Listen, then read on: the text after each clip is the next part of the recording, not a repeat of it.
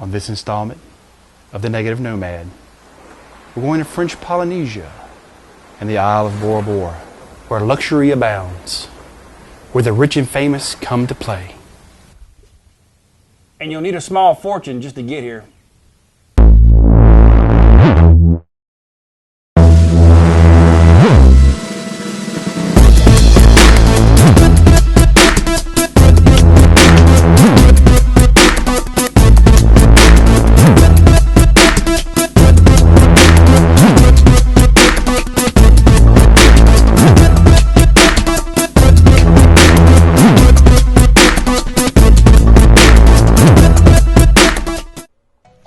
My wife and I went to Bora Bora in June 2012 and is one of my all-time most places I wanted to visit. Bora Bora is located 6 hours just south of Hawaii. Airfare will break the bank at $2,200 a person. You're going to catch a connecting flight out of Tahiti, and when you fly into Bora Bora and you want to see a good view of the island, sit on the left-hand side of the aircraft as there is no assigned seats on this connecting flight.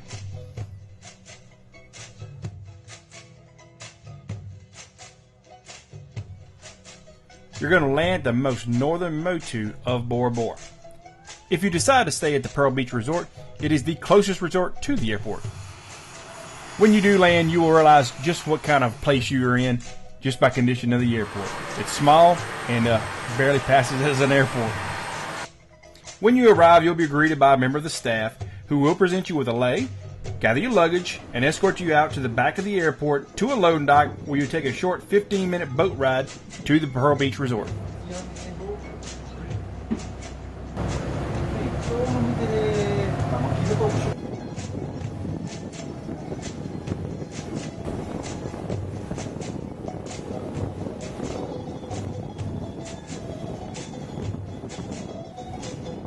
When you come to the Pearl Beach Bora Bora Resort, you'll be coming here first to the loading dock. This is where they will load and offload you to and from the airport. It will also be the main stop whenever you go to and from the mainland.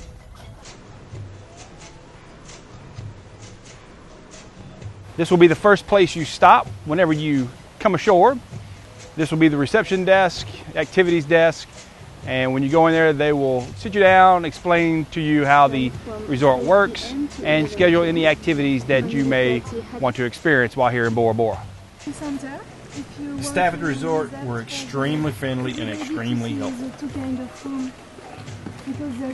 Our first few nights of stay was in a garden bungalow. Nice. There are some images. This one means that everything is okay in the room. This one, do not disturb. And this one, we have to clean it. Oh, wow. Ah.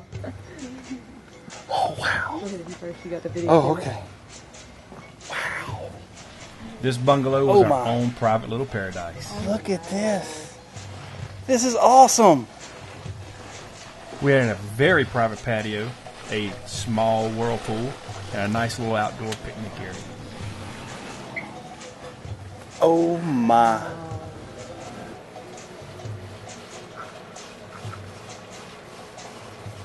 Means that you can close everything, the doors and the window. Okay. We had read several negative comments about the bathroom, specifically about the shower because it was outside. This was a feature that we really liked. The whirlpool is small, it's deep, and it is unheated. This is the pool area, and if you prefer the pool more than the ocean, you'll be spending the majority of your time here. It's not a heated pool, it is rather chilly, but it's still nice nonetheless. As you can see above the pool, there's an outdoor seating area. That is still the main restaurant.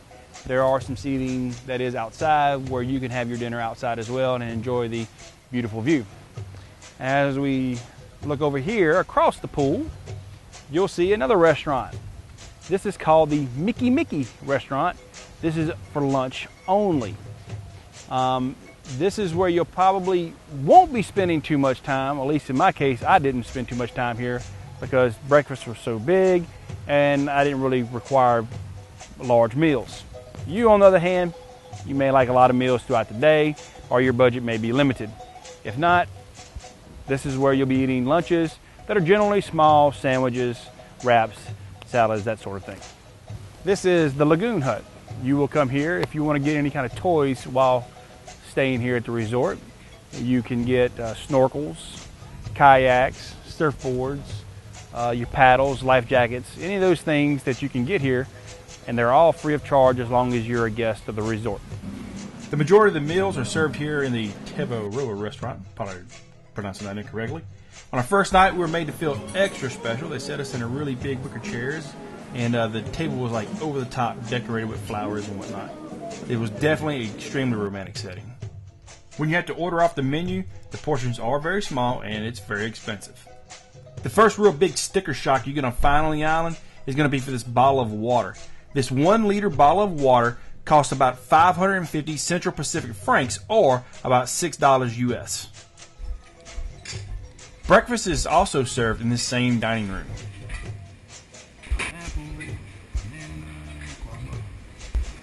You'll find the same food you would find on any American or European breakfast buffet.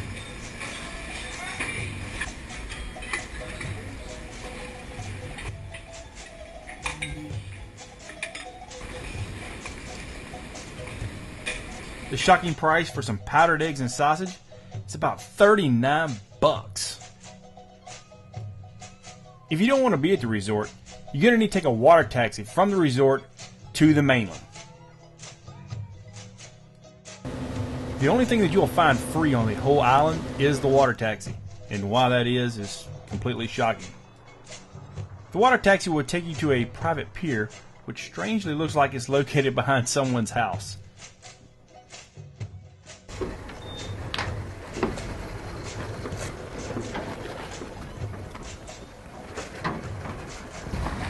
You'll walk up the pier to the front of the house, where you will catch a taxi which will take you into the main town of Vaitepe.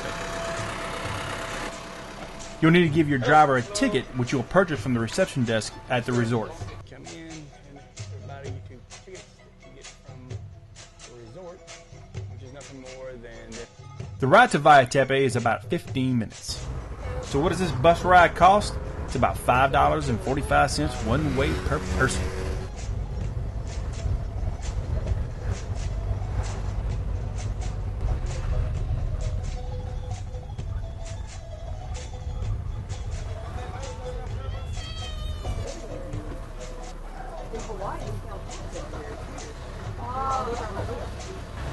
The bus only drops off in one location in this little shopping center. You probably don't want to pet a dog with scratching. It's alright. Everything is in walking distance. The town is very small and extremely safe. You'll come here for all your basic tourist types of shops. They have everything from black pearls to handmade shell crafts and hand-carved tiki masks imported from China. This is the Chinle Market, and you need to remember this place. It is the only grocery store on the island, and you need to come here if you want to get your water and basic snacks if you want to save some serious money.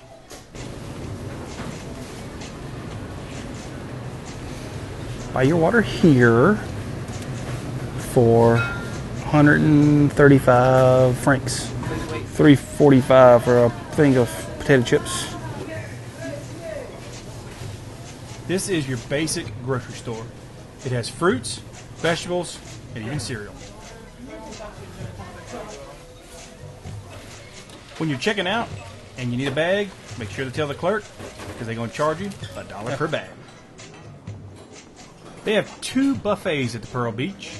On Monday is the Polynesian Buffet with the show, and on Friday is the Seafood Buffet with the show. At the buffet, they're going to have some traditional dishes. Don't be afraid to try them. You'll be surprised on what you're going to like. We got curried fish, Tahitian way chicken. I don't mind. Got some breadfruit au gratin, which is delicious, and some pork and vegetables, which is good too. Don't skip on your portions, because they got excellent steak, chicken, and fish. And they don't serve no cod or catfish. They serve the good fish. Desserts. Yeah, babe.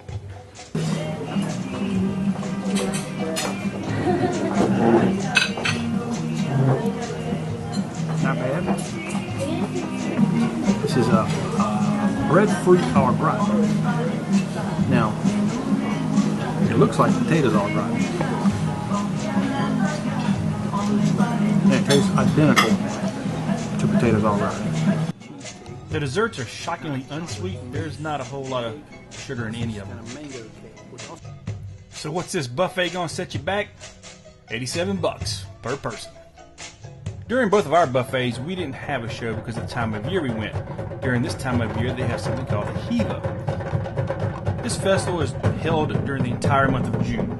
The whole island gathers for games, song and dance, and competitions throughout the town.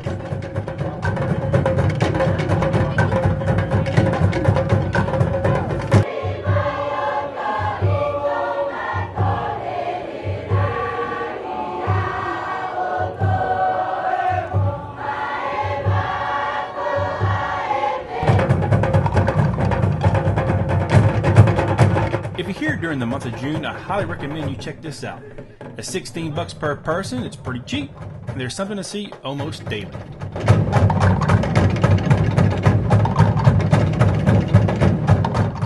And now it's time to see what everyone comes to Bora Bora for, the Overwater Bungalow. It's almost everything you imagined. The room is just like the garden bungalow, minus the courtyard, and the room is smaller. The bed is hard, uneven, and very uncomfortable.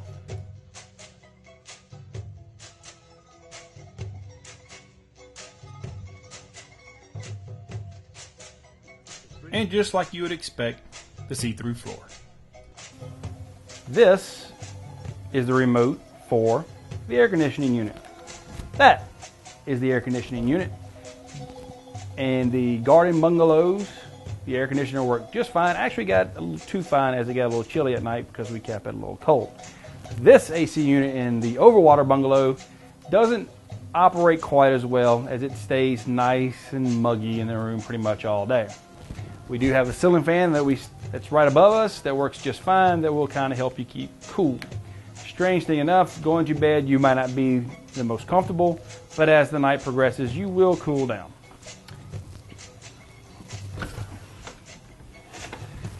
This is the sliding door to come out onto your deck. Now, as you can see, we have these leaves hanging just beyond the door. So you can't actually come out this way or you will smack your face and head into this, which is very uncomfortable. You have to step aside and then come out into the patio area, which I'll see. I did it again. The deck is awesome. It's got some beautiful views. There's only one problem. You have no privacy from the neighbors.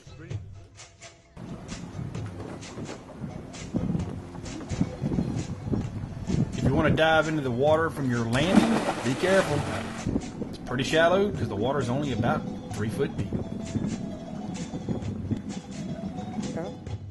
This Overwater Bungalow is in some serious need of some maintenance. The mirrors were spotty, the sun and salt water really takes a toll on the deck, and they were in need of some serious staining and a good sealant.